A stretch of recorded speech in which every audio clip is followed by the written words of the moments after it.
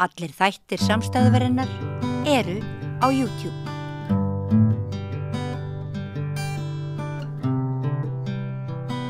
Já, þá er komið að því sem við köllum hérna klassíki rockari, mann og ekki alveg út af hverju það er, en það er þáttur sem við erum með hérna ég og Sól Björnsdóttir. En Sóley er vanalega með okkur, Smáradóttir, en það er svo mikið að gera hjá ykkur framhaldsskóla stúlkum, en þú nú er þá í Hagaskóla. Já. En ert í tónlistarnámi? Já, Var það eitthvað að reyna að spyrja þig áðan hvað heldur þú vinnir hérna langa vinnuviku? Já, ég er ennþá ekki komið svar, sko. Ég er bara mjög mikið allavega. Já, en þú ert í skóla og svo ertu í píanónámi. Og það er ýmislegt í því, eða ekki? Já, bóklegt og tónleikar, masterklassar, alls konar. En ég hef gaman að þessu. Já, lifið skemmtilegu lífi. Já. Herra, við fáum alltaf svona gesti til okkar og nú erum við komið með svona, fólkið úr Hörpu eiginlega. Elsabet Indra Ragnarsdóttir, hún er verkefnisstjóri dagskrárgerðar í Hörpu og Guðni Tómasson er framkvæmdastjóri Sinfóníunnar.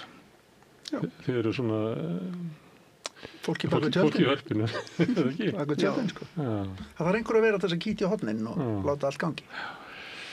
Herðu, við vorum í Hörpu, vorum hérna í síðustu viku, þá vorum við á leiðinni í Hörpu og þá var spurði ég píanókonsert Tchaikovsky sem nú svona eða er þið svona raðað svona þekktustu verkunum, það er örugglega topp 5. Þekktustu upphöfunum allavega. Já, það er bara Beethoven sem á svona frægar upphöf kannski. Hvernig fannst þér hún spila? Bara mjög vel, já. Mér sérstaklega konsertin, þetta er bara geggjaður konsert og mér sem gera einstaklega vel, þú veist að spila, það er oft hérna píanóleikarar stökklega við að spila, þú veist, hátt en ekki svona bang, fattur maður er bara svona, þú veist og mér sem gera það vel, bara það var góð tónn og bara gott balans líka, bara á milli styrkleika breytinga. Já, ég var ánægð. Þannig að þú heyrt þetta spila það sem þetta er lamið meira. Já.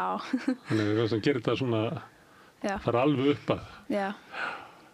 Já. Hvað heitir hún sem að spila þetta? Hún heitir Anna Genuisine. Já. Hún er hún datt nú inn í forföllum. Hún datt inn í forföllum. Það var svona verkefni fyrir framkvæmdastjóra að redda þegar einhver afbóðu sig. Já, við ákvaðum þannig í þessu tilviki vegna þess að það var ætlað að koma annar píanóleikari að spila þetta en það var ákveðið að halda sem sagt verkinu, konsertinum og finna nýjan píanista og sá sem ætlaði að koma, hann hafði samþykkt að spila þetta en sagði svo, ég bara er í öðru núna. Já, hann var sem sagt, það var bara að segja ykkur hann var að taka þátt í Chopin píanókeppni sem er einn stærsta píanókeppni bara heimsins og þar bauð hann bara upp á Chopin annarkot píanókonstin fyrst eða annan, ég man ekki hvað það var og var bara að einbeita sér á honum fyrir keppnina og vildi ekki bjóða upp á neitt annað með hann. Þurfti svona að halda fókusnum alveg þar og þá var bara farið að finna píanista sem er með Tchaikovsky í puttunum. Þið stóðu með Tchaikovsky eða? Já, líka bara við vildum halda því, þetta er aldrei síðan að það hefur spilað og svona þetta er alltaf bara mat, en þetta gerist nú ekki oft að það sé svona með stuttum fyrirvara einhver sem að canceli, sko. Er það því að salurinn vill fá Tchaikovsky? Ef að þú hefði labbað hana bara að sagt, heyrðu því miður, þá er ekki Tchaikovsky í kvöld ef við ætlum að hafa Chopin. Það er nú reyndar náttúrulega aldrei gerst kannski á deginum, sko. En það er slæmt ef að það gerist, sko. Auðvitað náttúrulega getur allt gerst. Það getur verið píanóleikari sem lendir í bílslysi á leiðinni út á flugvöll, það er inn í myndinni, en þá bara verður eitthvað, maður vonar að þannig hluti gerist nú ekki. Þetta fer eftir sólistanum. Já. Og þarna var kona sem þekkti alveg fram í fingur koma þetta verk. Og mér fannst hún túlkaða mjög skemmtilega og dálítið mikið og meira en maður heyrir oft. Þetta var svona túlkun sem var alveg hennar. Ég var að ræða við svona píanónörda í hléi og þeir voru nú sammála um þetta. Hún færi langt í túlkuninni og það er bara gaman vegna þess að ef maður heyrir þetta alltaf nákvæmlega eins og á frægu upptökunum sem maður er vanur, það náttúrulega fellur þetta dálítið flatt. Skilur svona gera það að sínu sem skiptir máli. En Tchaikovsky er alveg mikið undur tónskáld. Ótrúlega klár og skemmtilegu maður. Er það ekki? Já, bara geggjaður. En hann er liðið fyrir eitt. Hann átti mjög Það var erfitt svo náttúrulega líka. vinsæll, sko. Já. Hann er liðið fyrir það eiginlega. Já, en fæstir þessar mann nú mjög vinsælir sko þegar þeir lifa, þeir verða eftir á, en hann átti náttúrulega líka mjög erfitt. Ég sé bara öll balletttónlistin og fleira sem hann er með, hann er bara svo stórt fyrirbrigði eitthvað. Það er svona, hann er stundu getur ykkur svo stór að maður hættir að sjá hann eitthvað. Já, þetta verður þetta maður hættir að kunna meta hann og allt inni situr maður út í sal og hlusta Tchaikovsky og sagt, jöfull er hann góð. Já, ég veit það. Og músíkin er náttúrulega þannig, hún er opin svona einmitt fyrir yngri kynslóðnar og þetta, þú veist, fólk þekkir notubrjótin til dæmis, dýrkað og dáðverk við lönd sko og svo bara er hann alveg meira á þar með, hann er svo mikið laglinsmiður sko, það bara flæðir úr honum alveg, heil og halvu symfóníu þetta bara renn upp úr honum. Hvenær heldur þú spilar þennan konsert?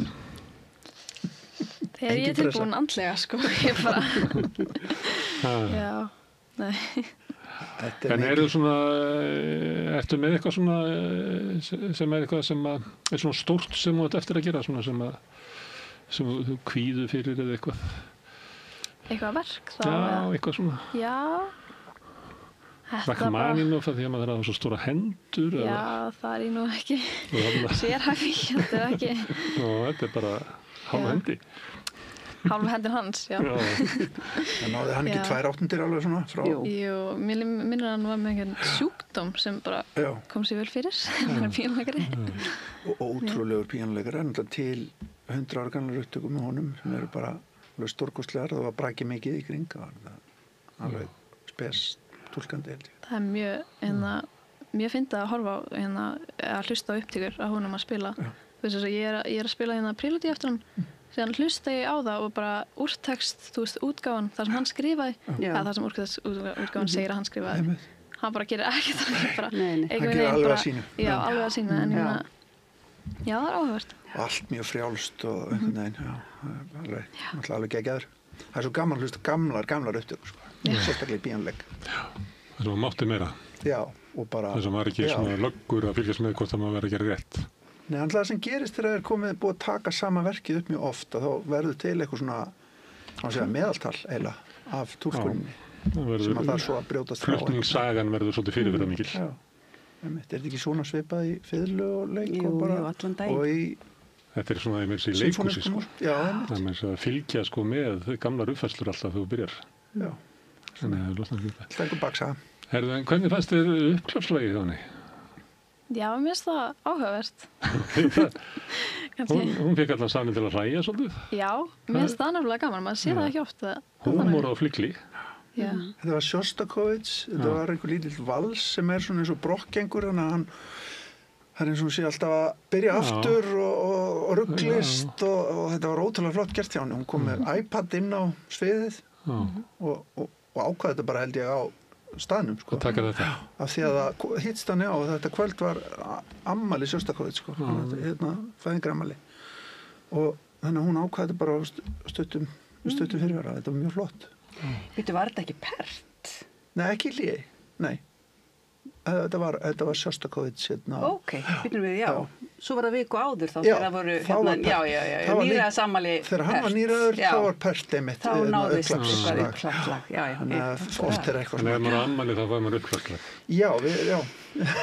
Eða bara hann undir sólistanum hvort hann vill líka bara vera með uppklap. Það er engin skylda. Ég misti því miður af þessum píanóleikara á Tchaikovsky en ég náði að lauma mér inn á efstu svalir, það er svo mikill lúksus þegar maður að vinna í Hörpu að geta lauma sér inn á æfingar hjá Sinfó og æfingar. Það er nú yfirleitt lausæti þá. Já, þú heyrðir Daniel. Og þá heyrði ég verkið hans Daniel sem var alveg rosalega áhrifaríkt. Ég var opaslega hrifin af því. Hafði ég ekki heyrt eitt af þessu áður? Jú, eitt hluta, en þetta voru 3 þættir.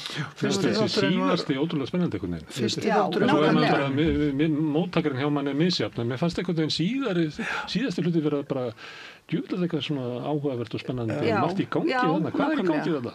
Þetta er held ég bara með betri verkum Daniel sem ég hef heyrt, sko. Alveg frábært verk. Stórt og mikið og 45 mínútur og 3 kaflar og engin afsláttur af því. Og ég er alveg sammála með síðasta kaflan. Já, ég er alveg sammála því. Og þetta er pantað af nokkrum hljómsveitum, eða ekki?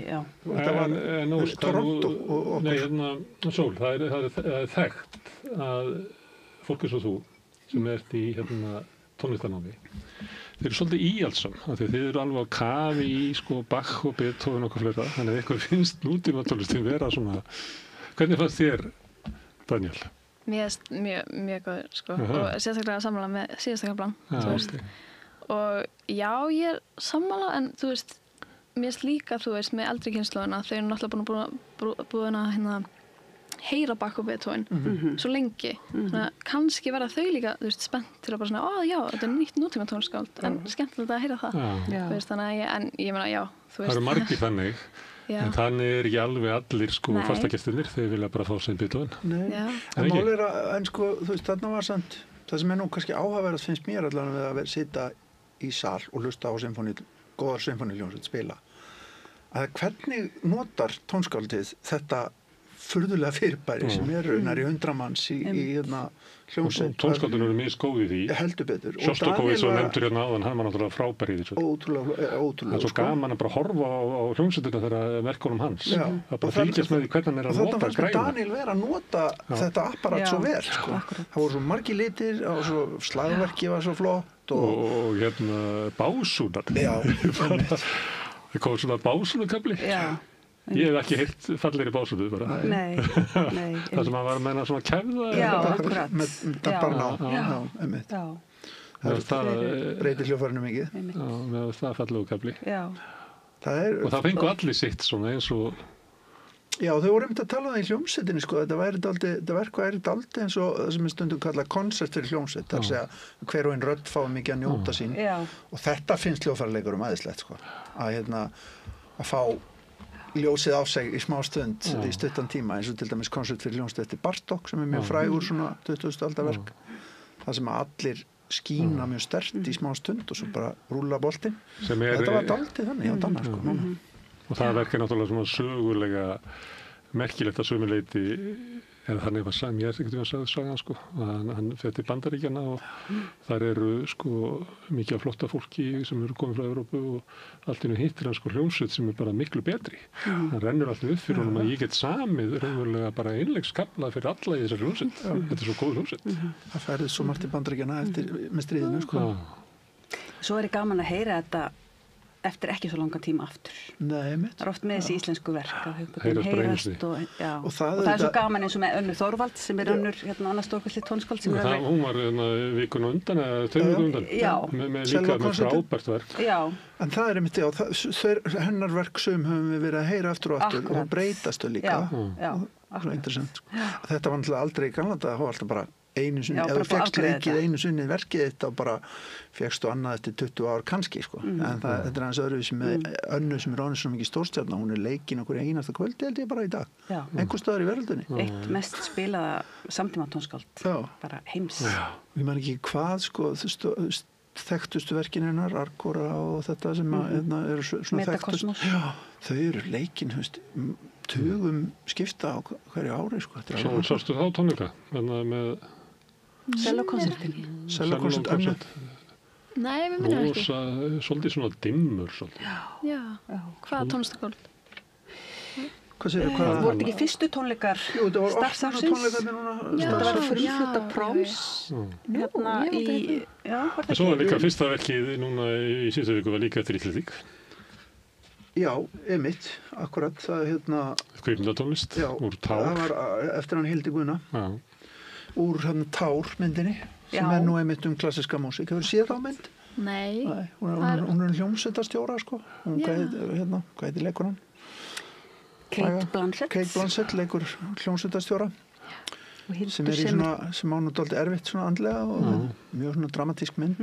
Ég myndi ekki setja að vera upplíkandi mynd. Nei. Ekki beint, nei. En dálítið góð. Já, dálítið reyna henni. Hún er dálítið skrítin. Svona í laginu einhvern veginn. Og mikil músík. Músík eftir Hildi og Önnu. Og Anna kemur ekki Anna fyrir. Anna kemur fyrir, það er eitthvað vitnað í hana. Já, það er eitthvað vitnað í hana. Þetta er langt síðan sá þessa mynd. En þetta er náttúrulega ótrúlegt hvað við hefum mikið af samtíma tónskáldum sem er að bara meika það stort. Tónlistarmönnum sem að eins og Víkingur Heiðar, eins og við kallum hann, Víkingur Ólafsson. Hann var að fá medalíu. Já. Heldur betur. Já, það Ég er var svolítið, því að maður skoðar þetta oft svona þegar maður sér eitthvað svona, þá er maður aðtöða hvað er þetta? Af því að það er ekki eins og maður að vera að fylgjast eitthvað með þessu. Svo sem skoða maður hverjir að fengið þetta, þá var náttúrulega, holy moly. Já. Svo fór ég að vera að skoða þetta, herðu, byttu, og ég fór að aðtöða hvað fólk hafi verið gamalt þegar ég fekk þetta. Hann er bara 41, en þeir sem að hafa verið að fá þetta, þeir eru verið svona, þetta er eiginlega Live Achievement Awards, þess að menn fá svona eftir 60. Já. Og ég hugsaði bara, hvílík stjarna er drengurinn? maður er bara alltaf hinsa og þetta stækkar ár eftir ár. Ha? Þetta stækkar ár eftir ár, hvernig hann... Já, því að maður er skoða þetta, ég man að fyrst ég sá eitthvað svona, það var eitthvað, ég man ekki grammafón eða eitthvað sko, senda frá sér eitthvað 10 bestu píanóleikara allra tíma og hann á listanum. Já. Þess að vera, Og það er ekki þetta, þú veist, þetta Nei, er þú ert ekki bara, að gera það er bara að meta þetta sem að setur hann bara á svo, bara æðsta stallin, sko, Akkurat, já. sem hægt er að fara á. Já. Það ferði ekki þeirra. Ég er líka að þessi verðlaun, teysið ekki bara sig svo langt aftur í tíman, fekk ekki Brahms. Jú, Brahms Brahms fekk þessi verðlaun. Það var ótrúlegt bara. Ótrúlegt. Já, Brahms Brahms fekk og þetta. Ég þekkti ekki þessi verðlaun áður, sko. Nei, þetta er náttúrulega þessi tónlistarakademía, sko. Já. Það eru eiga náttúrulega sínar akademíu Bretarnir, sko. Þetta er svakalegu listi sem að kannski, ég fór að aðtöða þetta og ég stoppaði svona í 1960 því að þá kemur kafli þar sem eru fyrst og fremst að láta sko Breta fá þetta. Já, Þannig að svona eftir 1960 sem er á 60 ár hefur þetta verið eiginlega Mikið til bara heimamenn. ótrúlegur hópur sem við fengið þetta sko. já, akkurat. En ég menna, hann náttúrulega er svo velunum hlaðinn, hann Víkingur og að já, maður bregður ekkert lengur ef hann fær ný velun, það bara er eitthvað sem að... Og held ég, svo maður að hugsa sko hvað er þetta, fyrir utan það að hann er náttúrulega alveg fenomenal flinkur og hæfileikaríkur og vinnusamur og allt það. En ég held til dæmis að þetta, sko, hvernig hann nálgast hljóðfæri sem leikvöll, alveg frá upphafi, er ekki að taka þátt í keppnum. Nei, Allir það hafi ekki skipt allir máli.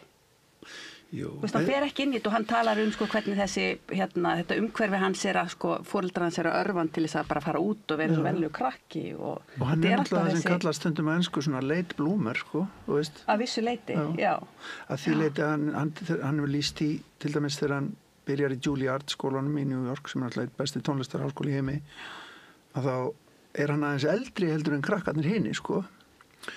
Og sem er að byrja líka og hann lýsti sem fyrir mér á gangin það sem voru æfingarherbyggi svona alveg í röðum og hann heyrði út hurðina sko hver var að spila hvað og hann bara, Jesús maður, ég er bara búinn hérna sko, skiljiði. En þá er hann aðeins eldri og svo gerist þetta aðeins hægar að ferillin byggist hægar upp og hann er bara fyrir aðeins seinna inn í hennan upptöku heim og næra stjórnunum. Þetta byrjar nú að gefa út sko 2-3 plötur hérna heima sjálfur með bara af Elju Semi eins og Íslendingar gera ofta en kemst síðan á þennan samning hjá Deutsche Grammophon slæri algjörlega gegn en heldur sig og þá vilja þeir endilega fara að steypa hann í sama móti halda honum þarna að spila ameríska músík. Nú er komið píónuleikari sem að fara að spila ameríska minimalisma af því fyrir klassíku svo vel.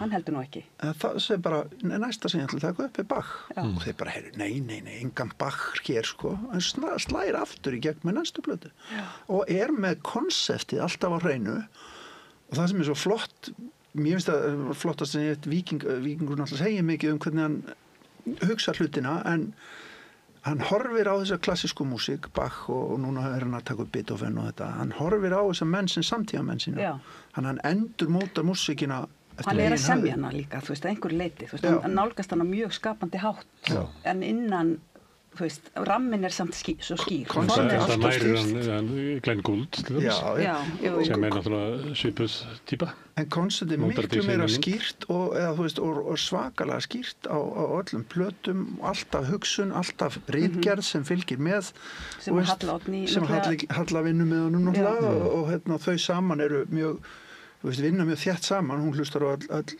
klipp og allt sko, þú veist og svo er hann náttúrulega líka bara mikill miðlari að standa upp út í sal og tala músíkina og fara í þýska morgun sjónvarpið og tala þýsku og þessi svona óslökkvandi þrá eftir því að miðla þú veist og bara vita hvað þessi tónlist gerir heiminn betri og þegar við vorum að tala Rachmaninoff og gamlar upptökur þá þekkir hann alla píanósöguna svo vel ég gerði til dæmis með hann þætti í útvarpið sem hann var að tala uppáhalds píanógoðsagnir sínar sko og þá þekkir hann alveg út og inn hvað þessir aðal píónuleikarar sem hann heldur mest upp á, hvernig er gerðu hlutina, hann búin að hlusta á þetta allt saman og þetta er rosalegt fjall af upptökum sko, að fara yfir og búin að mynda sér skoðun á þessu öllu.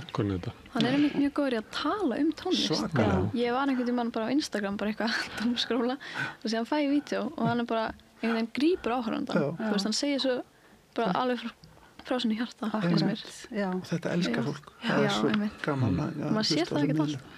Og þessi skapandi leið, þú veist, hann náttúrulega hefur spilað mjög mikið að nýrri músík sem hann flæðir inn í auðvitað allt sem hann gerir. Já, þetta er hluti af ferlinum sem hann skipta máli. Fyrst sá maður hann koma bara í maður Kortungan að spila svona konserta og svona, ég minn, hann var ungur og þú veist, hann er efnilegur. Svo er hann eitthvað stað þar og það er eitthvað svona hjakk í ferlinum. Og svo kemur hann og heldur Kammerfestivalun sín í Reykjavík Summer Music Festival. Og þá er hann orðinn sko músikstjóri. Kúrator, og ég held að þessi leið sem hann beygir þarna inn sé rosalega mikilvæg í hans leið. 100%, já, einmitt. Og miðlun í þessum frábæri sjónvarpsþáttum sem hann og Halla Oddný gerðu og gerðum útvarp og allt þetta. Já. Hann finnur svona aðra leið heldur en að fara á þessa konserta bara ganga, þú veist, 3-4 og það er hringi í kringum heiminn og það er náttúrulega mjög algengt að 4. og 5. hring, að því við nefndum nú Glenn Gould eitthvað, að menn bara hætta nenni sig lengur. Ég get ekki staðið þessu og að spila alltaf þessa, þú veist, kannski 12-13 konserta ég meina, hann leikur sér að þessu hann gerir Goldberg var svona 190 sinnum held ég en aldrei eins og alveg fór alla veröldina með þetta og hann horfði á það sem svona hálfgert eins og heitir á ensku sko, endurance, skilur við, að bara halda það út í 2 ára að spila þetta svona oft sko. Ef ég lifi þetta þá get ég allt sko. Ef ég kemst í gegnum þetta þá kem ég út á einhverju nýjum stað. Það er sem maður gerði líka þegar maður hlustaði á Goldberg væri svona með honum, þú veist, maður kom einhvern veginn öðruvísi út úr því. Alltaf aðeins. Og svo líka þessi hvernig nálgunans er við stúdíóið og svo svona skapandi nálgun sem er svo spennandi. Það er rosalega spennandi. Nú er hann komið heim til sín, þannig að hann hafði eftir að gera eitthvað nýtt þar. En hann sko tekur upp það öðruvísi að píanóleikarinn getur bara labbað á Morgunslotnum og tekið upp tekur hann upp og tekur upp hann fær náttúrulega líka bara besta hljóðmann í heimi þegar kemur upp píanóupptökum með sér og þeir set upp ákveðum setupið á mikrofónunum er sko frá, það eru nokkur sett frá hljóðfærinu og ef svo mixaðir fyrir þetta verk þá breyta þér mixinu milli mækana sko. Þannig að það er meiri salur og meira búmi í einu miklu næri næsta og svo náttúrulega þessi tilraunum menn sko meðan þegar hann gaf út plötu sem var stofupíanó og flíil sko.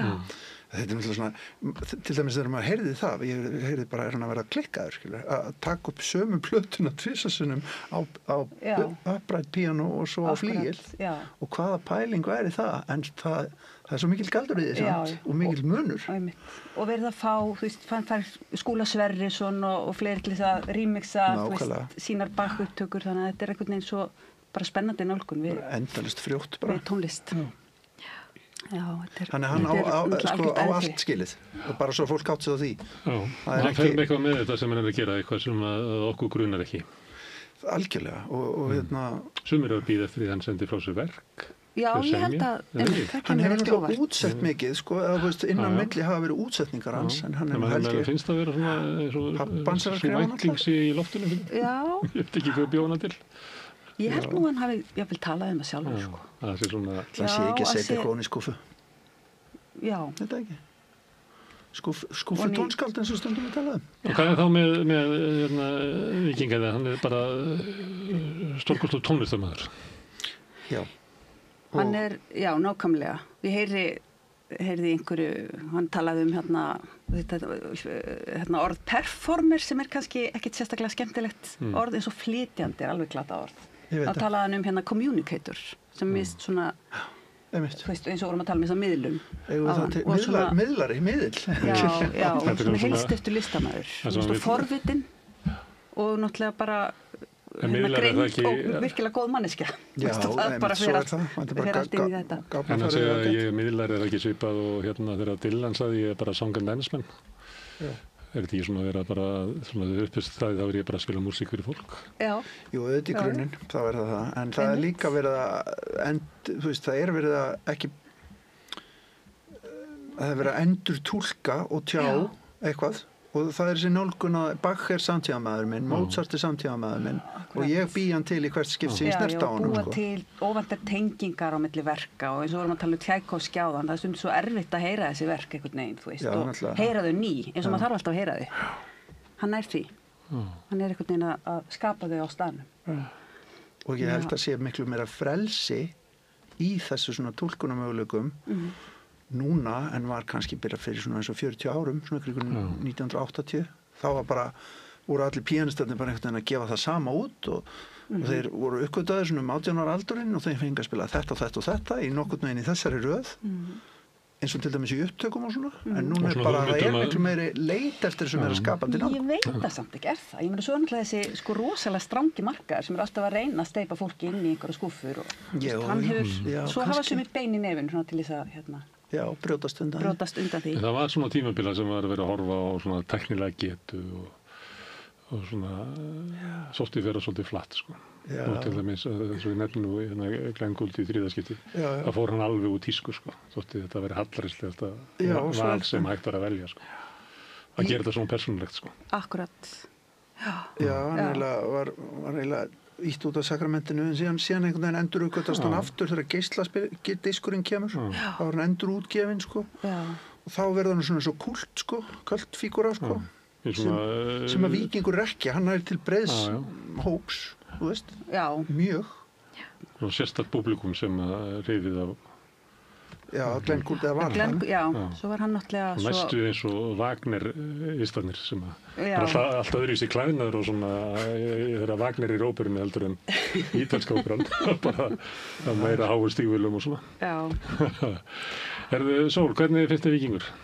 Bara frábær, bara lít mjög upp til þess og bara, minnst þið mitt bara, þú veist ég fór á gólfbað tilbyrinn og bara ég andaði alveg með henn og bara alveg frá því að þú veist þetta er 90 mínútur, ekki hlýja en það var aldrei sem ég fann fyrir bara eitthvað, þú veist Aldrei sem þú fórst eitthvað annaði að hugsun Nei, maður hélt alveg fókus Já, það er náttúrulega bara sérst líka bara hvað hann hefur mikið vald á hljóðfærinu og bara hvað, þú veist, allar nótur eru bara fullkomlega, þú veist, vel uppbyggðar og síðan náttúrulega hefur hann þessi moment, þú veist, sem hann heyrir ekki eitthvað það oft í Bach, þar sem hann bara svona lyftir þessu, þú veist, og mér finnst það bara virkilega flott. Ég segi nú bara að tónleikar, þú veist, Víkings í Hörpu þegar þeir eru, þá er þeir heimsviðburður bara, í hvert sinn. Algjörlega. Hann byrjaði túrin hann með henni í Hörpu, ekki? Jújivang, var ekki byrjað ekki að Hörpu? Jú, það var fyrsta það var stórkostlegur það var ótrúlegt það var æðislega próf Fórstu þá eða?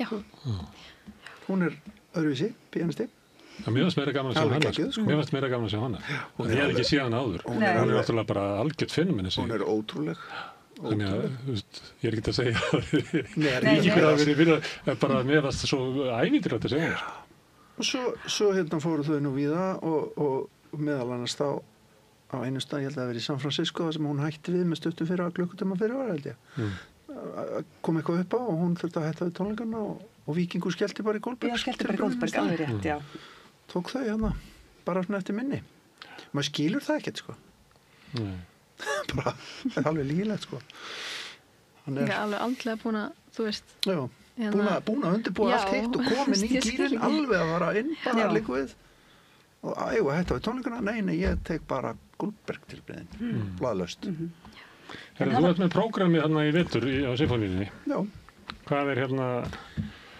Við erum alltaf bara í okkar góða tónlistarhúsi sem er Indra nú í starfs teiminu og við höfum þétt samstarf við að gott að vera í Hörpu fyrir Sinfóníuljónsveit Íslands og auðvitað er í huga margra held ég dálítið mikið svona það er þetta svona rennur þetta dálítið saman upplifunin að hljómsveitin er auðvitað mjög fyrirfarið mikil í tónlistar hluta hússins sem betur fer og bara sem betur fer og það er auðvitað bara ótrúlega margt spennandi framundan hjá okkur sko í vetur og og ég er bara mjög stoltur af þessu tónleika árið, þetta var þetta mikið til komið þegar ég kom til starfa fyrir að verða árið síðan af því þetta er nú mikið olíuskip að stjórna og ákveða prógram hjá einni symfóníuhljómsveit, getur rétt ímyndar eitthvað það, þetta tekur, við erum að hugsa núna sko 28 og 9 sko og eitthvað svona líka, en bara bæði finnst mér tónleika árið fara mjög vel af stað og það er mjög bara margt spennandi framöndan, til dæmis bara í næstu viku þar er nú einmitt píanóleikar að spila Bartók þriðja píanókonstin sem er alveg geggjað verk líka og mjög flottur hljómsveitarstjóri og Debussy og Ravel með og svo heldur þetta bara áfram í allan vetur, ég menna það eru stórir Wagner tónleikar til dæmis, Tristan og Ísold er sungið af stór partur og Tristan og Ísold sungin af mjög flottum söngurum hjá okkur núna seinna í október og svo er þetta bara veistla alveg fram á vor, síðustu tónleikarnir eru með síðan nýja hljómsveitarstjórunum okkar sem er Barbara Hannigan sem kemur svo 26 til starfa og við erum náttúrulega þetta mjög spennt að fara að vinna með svona þér. Hún er sérstakur ráðning. Hún er svolítið sérstakur stjórnandi. Hún er mjög, þetta er bara mjög líka, finnst mér, djörf ráðning hjá forvera mínum, Lára Sóleyju og hljómsveitinni að taka að skarið og ráða Barbaru. Hún er talandi að vera tónlistarmaður.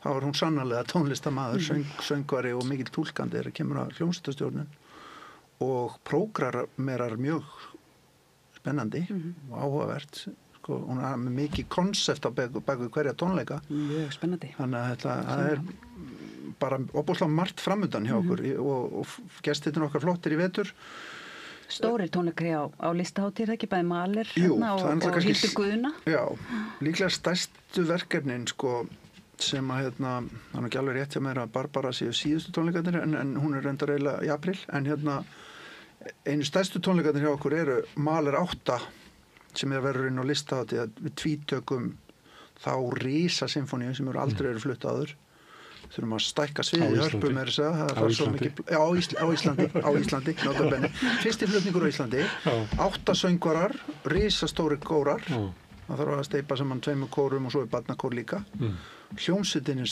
stækkuð og svo stóra það þarf að eins og ég segi það þarf að taka 3 sætaraðir stækka sviðið þannig að og það ég sá þetta verk peningar sér í bækastjórum já og það bara fólk þarf að mæta að gera svo vel á þessu tónleika vegna þess að þetta er eitthvað sem er ekkit endurtekið á 5 ára fresti í Íslandi sko þetta er 15, 20, 30 ára frestur á þessu vegna þess að ég sá þetta verk núna bara fór til London og sá þetta út í South Bank Center og þetta er mjög sérstakt verk þetta er mikla pælingar Nietzsche og frumspeki og hitt og þetta sem er í textanum og en mjög áhrifaríkt og eins og ég segi ekkert gert á hverjum degi þannig að bara gera svo vel að mæta á Mahler 8 í vor eða í sumar, snemsumars í júní já, hér er ordra já, eiginlega, góðir hlustendur áhorfendur þegar hljómsveitin er að raða sama prógrami þá er svona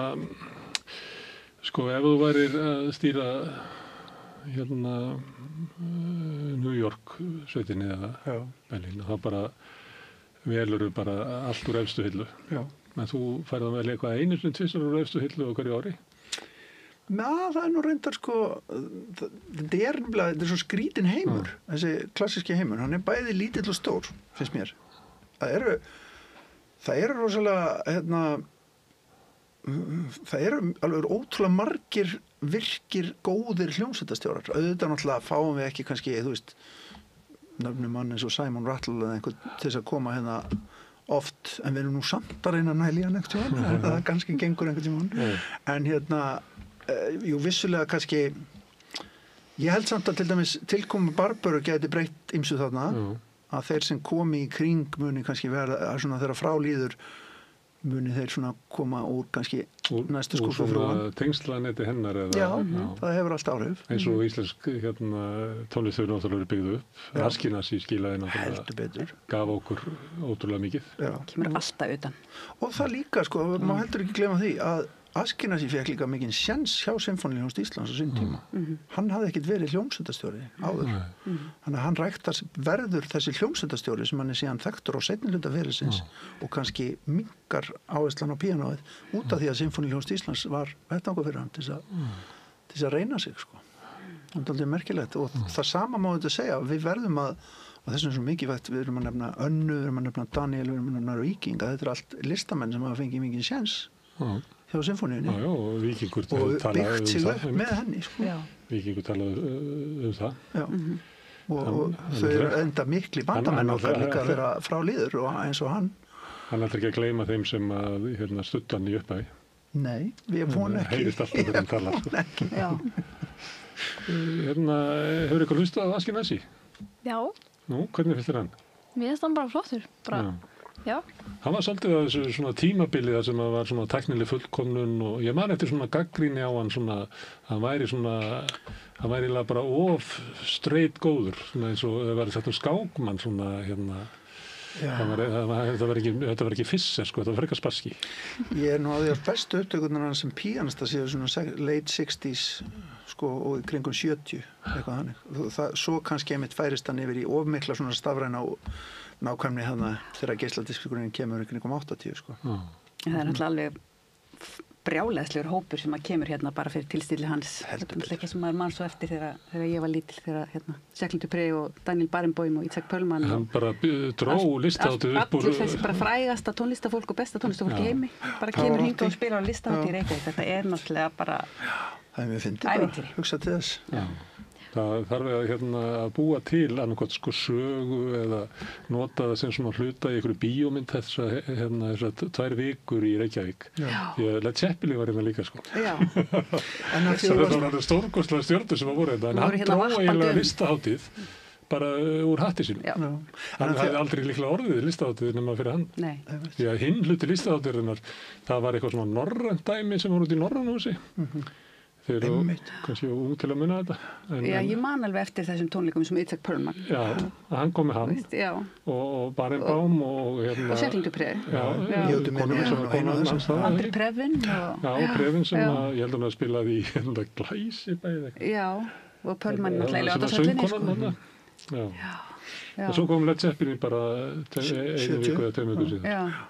Af því þú varst að tala skúffurnar og hvað væri efsta skúffan og bara sem dæmi. Ég var að reyna að gera hljómsveitstöðina þína svona svolítið að hljómsveit Búðardals. Já, en við erum bara alls ekki, sko, það er ég alls ekki sammálaður. Það er hort til Sinfóníuhljómsveitar Íslands sem framsækinar í dagskrárgerð, algjörlega, og hún opnar í ýmisverkefni en margar aðra hljómsveitir í kringum okkur. Og eins og til dæmis, ég tek dæmi að auðvitað fengum við hérna til dæmis í fyrra, nú líklega stærsta nafni sem við komið hérna á seinni árum er sellóleikarinn Jó-Jó Ma, sem var með 2 tónleika, dúótónleika og svo spilaði hann Elgar-konsertinn með hljómsveitinni og það var algjörlega magnað að fá hann. En staðarlistamaðurinn okkar í ár heitir Kian Soltani og er sellóleikari frá Þýskalandi af persnesku Bergibrodin. Sem hefur spilað á tónleiku þegar við sendum þetta út. Já, akkurat. Við tókum þetta upp á undan. Akkurat. Er að spila núna. Nei, já, svo við segjum það, gefum það upp. En þú veist, hann er einn af bestu sellistum dagsins í dag, alveg, sko, án nokkuð svafa. Og tekur mitt upp hjá Deutsche Grammophon og er út allan heim með bestu sveitum.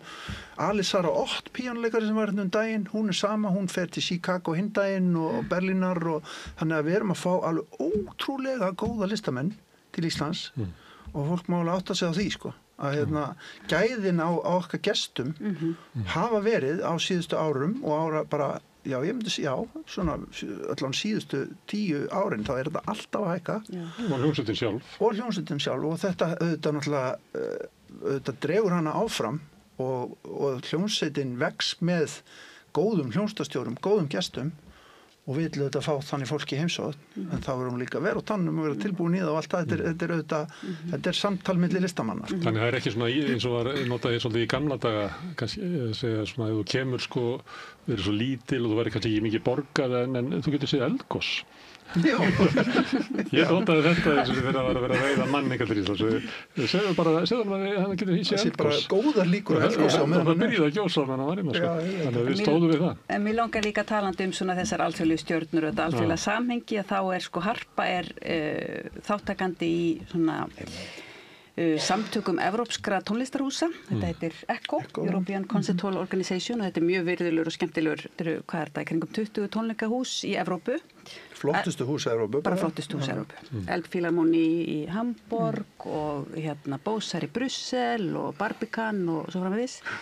Og eitt af þessum verkefni sem að Kian Soltani hefur einmitt tekið þátt í, eitt af verkefni sem að ECHO stendur fyrir verkefni sem heitir Rising Stars, sem að snýst að gefa ungu tónlistafólki sem svona búið að sína sig og sanna í heimalandinu færi á að svona byggja undir sig alþjóðlegan feril, og nú Harpa taka þátt í þessu í fyrsta sinn og tilnefndi Álfheiði Erlu Guðmundsdóttur, sopransöngkonu, og það svona hörð samkeppni það hverjir fá að komast inn í þetta dæmi, en hún var valin og var að koma fram, í kjölfari þá kemur hún fram í 17 tónleikahúsum víðsvegar um Evrópu. 17 og 20?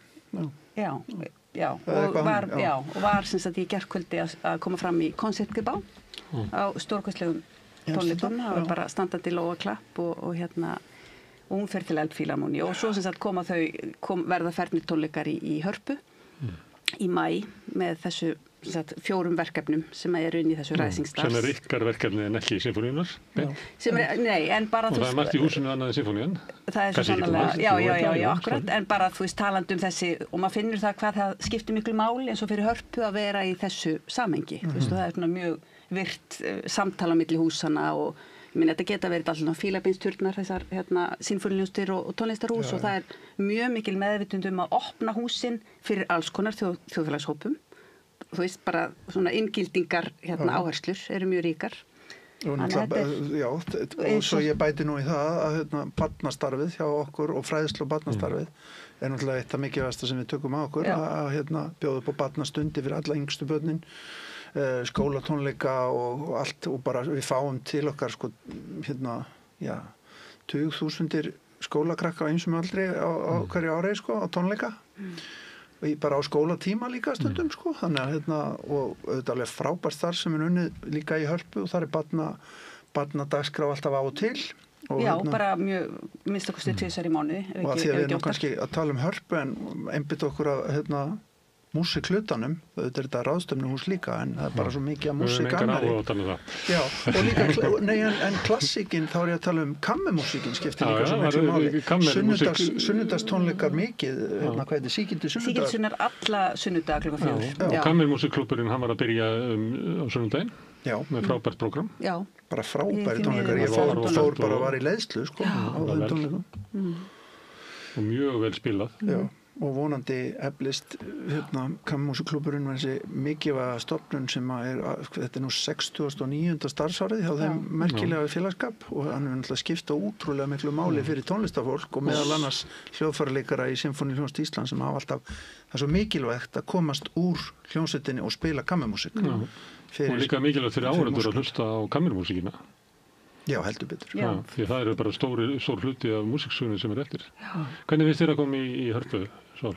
Bara eins og mitt heimili. Alltaf velkomin. Nei, en hvernig finnst þér að fara á svona kammermúsík tónleika? Bara mjög gaman, og það gleður mig líka að sjá, ekki alltaf bara góð aðsókn, bara sérstaklega í kammermúsík? Jú, það dálítið sterkur hópur þar á bakvið, Það er svolítið gaman. En þú veist, vissulega tröstur bara, en auðvitað viljum við bara þar eins og annars staðar fjölga og ítundi nýliðin. Já, því við nefndum hann að hátíðina sem að Víkingur Heiðar var með, það var náttúrulega svona sýndi hvað kammermúsíkin eiginlega rísa, hvað hægt að gera margt í því. Já, akkurat. Svo önnur árleg hátíð sem alveg stórkostleg sem heitir Reykjavík Early Music Festival, sem ég veit ekki þú varst kannski ekki að koma fram þar, en það er sem sagt bara áhersla á svona snemmbarokk og barokktónlist. Og einmitt svona nemendaprógram inn í því. Það var nefnilega svo stórkostlega að þau fengu síðast, nú bara dóttir nú mér heiti hljónsturnar Akademí fyrir Altimúsík sem var að vinna með ungum tónlistarnemum íslenskum og þau komu fram á tónleikum Já, með með þeim í Hörpu. krökkunum, það var alveg magnað sko. Já, hún Elvarún Kristinsdóttir, annar frábær Það er bara, tónlistarmaður, það er hátíð sem stýrir. við verðum að styðja við Já, og lyfta. og lyfta undir. Já, Þetta er bara, harpa er bara veistla. Já, ég er nú alveg á því. ég er það líka. Kamíhúsuklubur, Ari Þór Viljámsson var að taka við sem listarstjórnandi þar.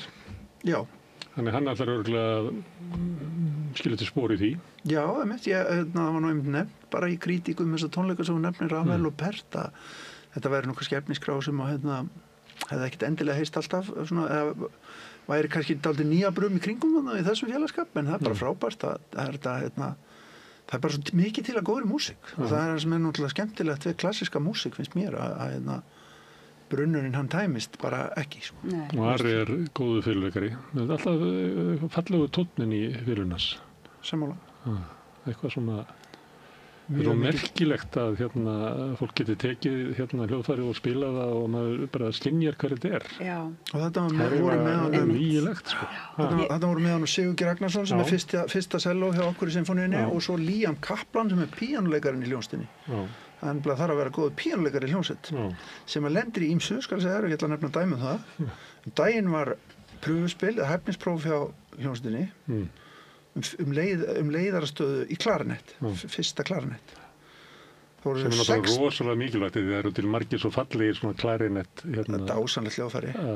Það fóru 58 manns sem sóttum og Liam var annar tveggja píanuleikara sem að spiluðu 58 sinnum 30 mínútna bút úr Mozart-konsert til þess að spila í fyrstu umferð. Þannig að ég hlusta á þetta heilan dag þá hlustaði ég á sömu 3 mínúturnar úr þetta frábæri tónlist að því ég var inn í salnum og meðan pröfuspilið var í gangi. En þetta er sérstakur heimur að kynnast og þarna spila allir á bakvið tjald í fyrstu umferð af því að þeir eru ekki að sjást sko, það er nafnleysi. Sem að byrjaði, þetta nafnleysi byrjaði, er ekki út af gagnrýni á því að það var alltaf verið að ráða kall en aldrei konur. Og það er eiginlega vörð kvennanna er að hafa þetta tjald þannig að það sjáist ekki hverju að spila. Og það var nú bara 98 eða bara ekki upp á 2000 held ég sem að Vínarfílamónían réð fyrst konu. Jú, það var nálægt árinu 2000. Það var ekki starf í 2000, já. Þá fekk kona að fyrsta koma þar. sem að kom.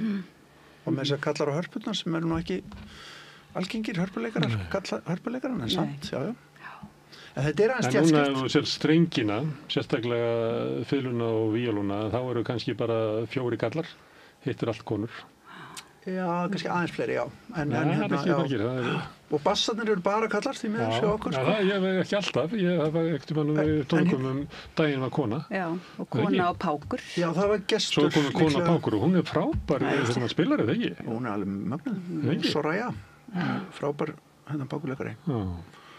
En það skiptir miklu máli að þetta sinfóníu sé vel mönnuð. Já. Það sem er kannski stærsta verkefnið hjá okkur á næsta árum er einmitt mönnun hljómsveitarinnar af því að það er bara mikið kynslóðaskipti núna og það takist vel upp við það. Það er að losna ýmsar stöður. Já. Vantar ekki flautu?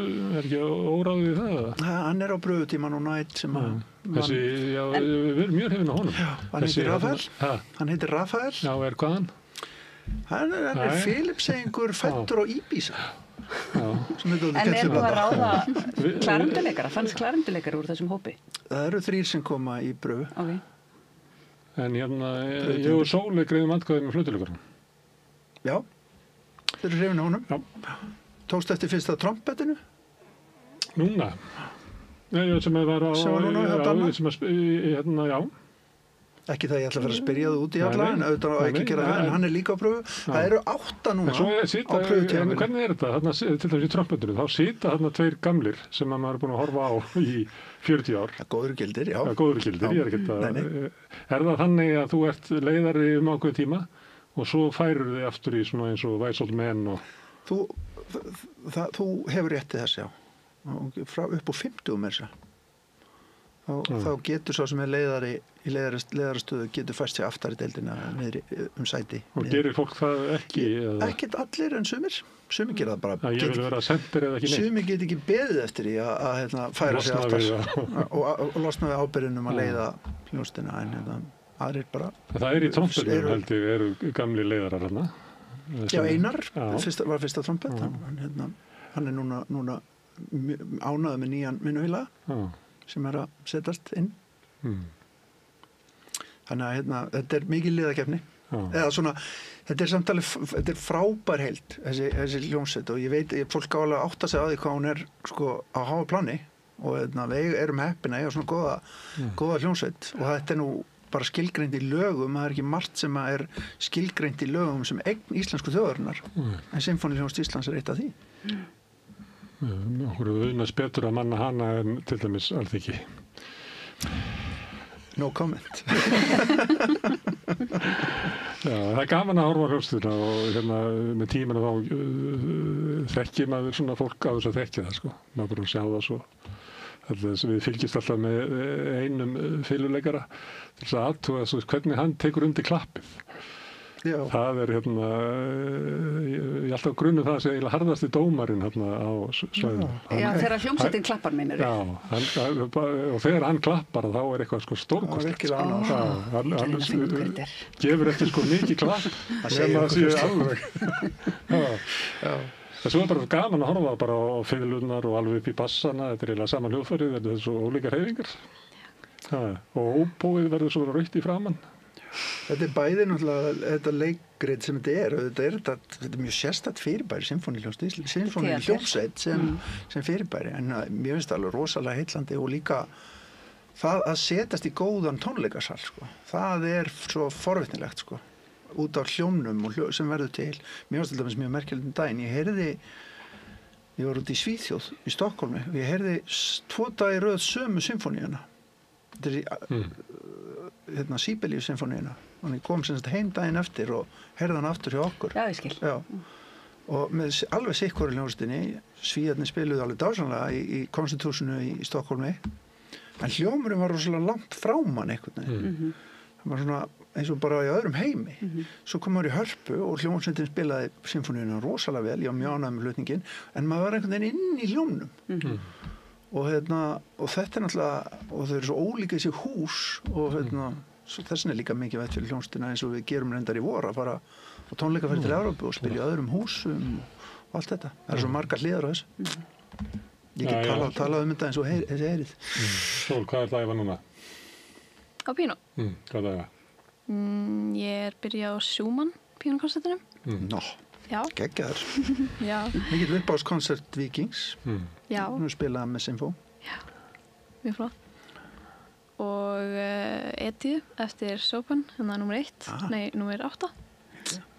Já. Það er ekki smá. Og bara, já. Á hvað er þetta komið langt í námi? Ég er á framhaldsstígi. Já, frábært. Já. Og ætlar að vera píanóleikari? Já. Ok. Geggjað? Já. En það er líka, eitt sem ég held að margir bara átt sig ekki á, og líka þetta fólk sem er í hljómsveitinni, að eljan sem það þarf í þetta er rosaleg. Ekki mömmu bjóðandi. Eiginlega ekki, og maður þarf að færa fórnir, sko, til þess að leggja þetta fyrir sig. Og það eru rosalega margir kallar, ég sjáu það eins og ég nefndi á hann, 60 manns að sækja meina stöðu. Það á meðal Íslendingar og svo erlendi hljóðfæraleikara líka. Og svo er þetta kannski staða sem losna núna og svo ekki aftur fyrir en eftir mörg ár. Og hér er bara ein hljómsveit, það er ekki hljómsveit í næstu borg eins og í Þýskalandi. Þannig að fólk leggur svo mikið undir, sko. Ef þú þarf að búa í Íslandi og vilt spila í Sinfóníuhljómsveit, þá er þetta eina tækifærið. Já, en það eigum við líka flottar hljóðfæraleikara inn á milli. Það var eina að byrja til dæmis í Minnesota núna í fiðlusveitinni þar. Þannig að hljóðfæralekararnir okkar fara líka og koma svo hingað sem gestir og styrkja okkar tónlistarlíf og allt það. Það var viðtalið við Víkinghæðar í New York Times, og veistu hvað fyrirsögnin var? Nei. Ég var aldrei neittur til að æfa mig. Nei. Ég sendi þetta á dóttur mína. Já. Ég geti sýnt fólki sem ætlaði að neyða hana til þess að æfa sig. Mammas nú samt píanókennari hana. Þetta er líka svo fallið þessi saga svona verðmætamat þegar þetta er nú bæði foreldrar eða móðir Hildar Guðnadóttur sem að seldi bílinn sinn til þess að kaupa selló fyrir dóttur sína sem að hefur nú fengið Óskarsverðlaun eins og við vitum. Og svo þetta þegar þeim tæfi mist arfur foreldrum Víkings eða föður eða móður. Já. Og þau kaupa konsert Steinway Flíl sem að rétt svo kemst inn í litlu íbúðina þeirra. Þetta er allt gefið. góð saga. Já. Þetta Allt undir. fórnir fóreldrarna sem að á baku hvern tónlistarmann eru fóreldrar. Já, ég held þetta hafi ekki verið fórnir. en það er ríkuleg uppskera. Það er alltaf grínum það að þegar ég var að alast upp, eða bara þegar ég var lítil, þá þurfti náttúrulega bara að segja mér af mig. Þannig að það bara að segja hættu að það er klukkunar á 11. Þannig já. Það snýst til allt í einu. Herðu, gaman að hafa okkur og Sól, takk fyrir hjálpina og Elsabeth Indra og Guðni, kærar þakkir. Og þetta er þá lokin á rauðaborðinu í kvöld. Ég þakka öllu gestur sem hafa hingað komið og Maríu og Birni fyrir að taka viðtöl og Laufey Lyngdal, Ólafsdóttur fyrir að taka upp og senda út, en ykkur þakka ég mest sem hafa verið að hlusta og horfa. Minni á að þið hefði byggt upp dreifikerfi samstöruna bara með því að segja vinum og vandamönnum frá efni sem þið hefði séð hér. Bent á kannski að það mér finna efni okkur á Facebook og YouTube í öllum hraðarsveitum. Við erum í útvarpinu á 89,1 á stór höfuðborgarsvæðinu. Það má sækja þær útvarpssendingar líka á spilarann, spilari.is er á netinu og svo er spilar líka app sem má maður hlaða niður í síman og hlusta á samstöðinu og allar íslenskar útvarpsstöðvar hvað sem er í heiminum.